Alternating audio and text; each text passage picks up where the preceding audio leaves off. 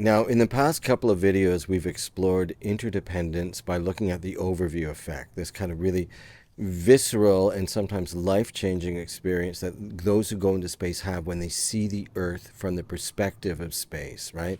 They begin to see how profoundly interdependent our nature actually is and our life is with the Earth. And they see how profoundly interconnected we are with one another.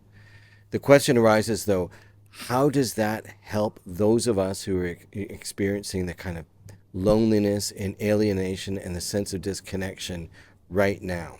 So those of us who live in the West are conditioned to create a kind of mental map that we live in, that we experience the world through, that sees us as separate from the world in a kind of extreme way and separate from one another.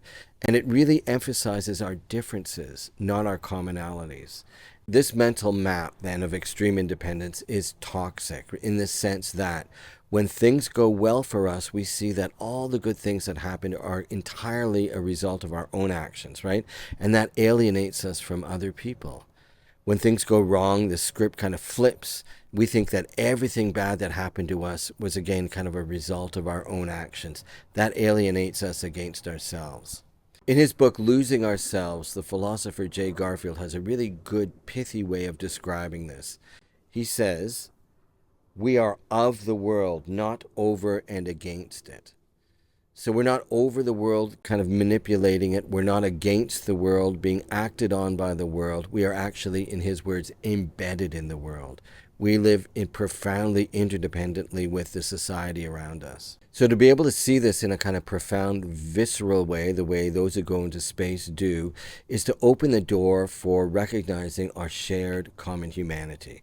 That is, recognizing what we share simply by being human beings on this planet, right? And one of those things is that logically it's impossible for us to be alone, in the sense that there is no me without an us. Right? We don't exist without this planet. We don't exist without one another. We exist completely independent upon this planet and independence upon one another.